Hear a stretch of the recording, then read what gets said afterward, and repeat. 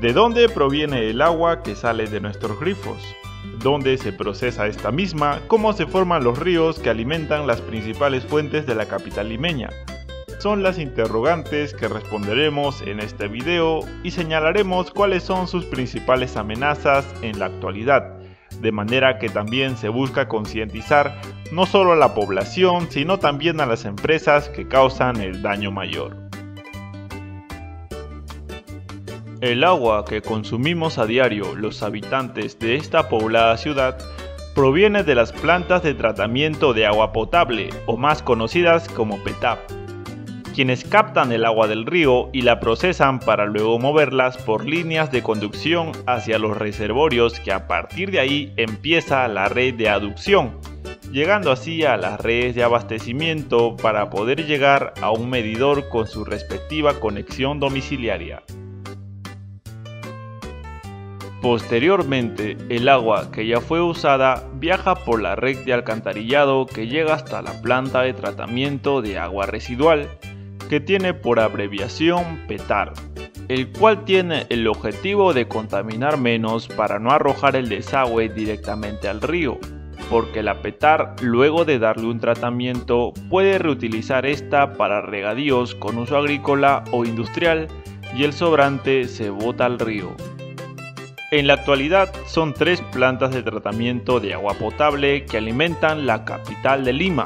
Tenemos la PETAP ubicada en Lima Norte, quienes se abastecen del río Chillón, que nace en la laguna de Chonta en las alturas de la cordillera de la Viuda, y recorre una distancia de 126 kilómetros hasta su desembocadura en el Océano Pacífico. La otra PETAP es la de Huachipa y la de Atarjea, quienes canalizan el flujo del río Rímac, que abastece de agua a más del 80% de la capital. En Lima existen 19 plantas de tratamiento de agua residual que desembocan en los ríos Lurín, Chillón, Surco y el Mar. Pero tan solo las PETAR de Carapongo y San Antonio de Carapongo descargan su agua tratada al mismo río Rímac. Entonces, la planta de Huachipa produce agua potable con un 2.2% de desagüe tratado, mientras que la planta de Atarjea produce agua potable con un 2.3% de desagüe tratado, siendo asimismo la Atarjea la que abastece mayor agua en Lima, pero este proceso de reciclado es impecable y seguirá siéndolo mientras el río Rímac tenga su caudal.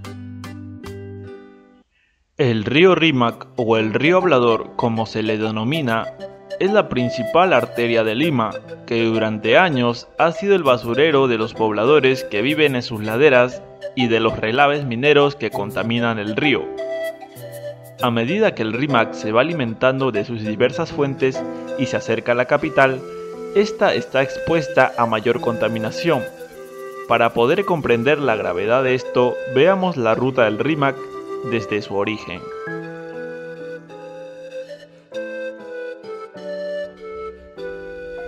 El Nevado Uco tiene una altitud de 5.092 metros y está situada cerca a la laguna de Uco y al suroeste del Nevado Vicunta, pero más abajo del nevado existe una quebrada llamada Antacaya, donde se forma el primer riachuelo y se puede seguir un rastro donde se alimenta con otros riachuelos, fuentes subterráneas, lluvias y se va haciendo más explosiva con más caída. Pero el retroceso de los glaciares es inminente.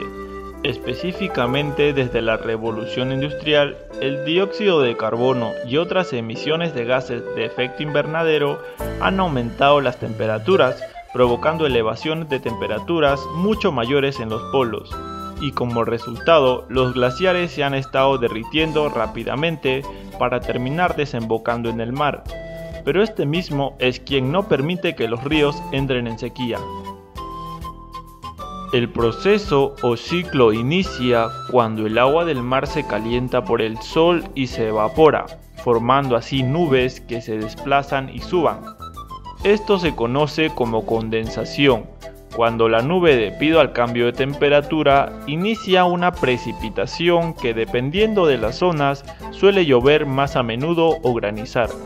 El agua que cae alimenta las quebradas en las alturas, acuíferos o los arroyos superficiales, también permitiendo que la tierra pueda absorber demasiada agua y cuando ya no pueda tomar más, solo funcione de esponja para poder colarse por encima o por debajo. A esto en la sierra se le conoce como bofedal, que sirve para alimentar a las lagunas o arroyos en épocas de sequía.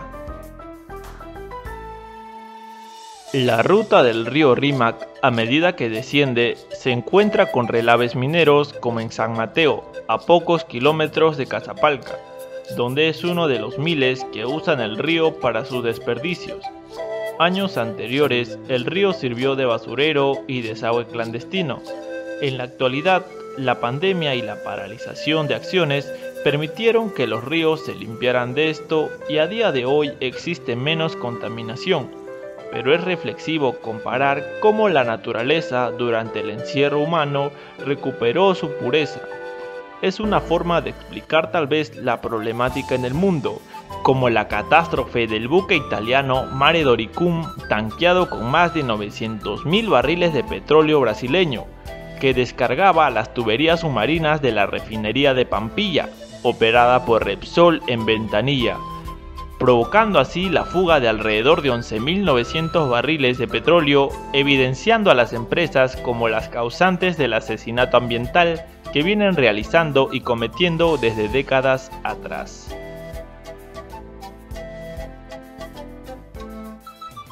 Si te gustó el video y te pareció interesante, deja un like y una suscripción. Si no te gustó, puedes dejar en los comentarios qué te desagradó. Gracias.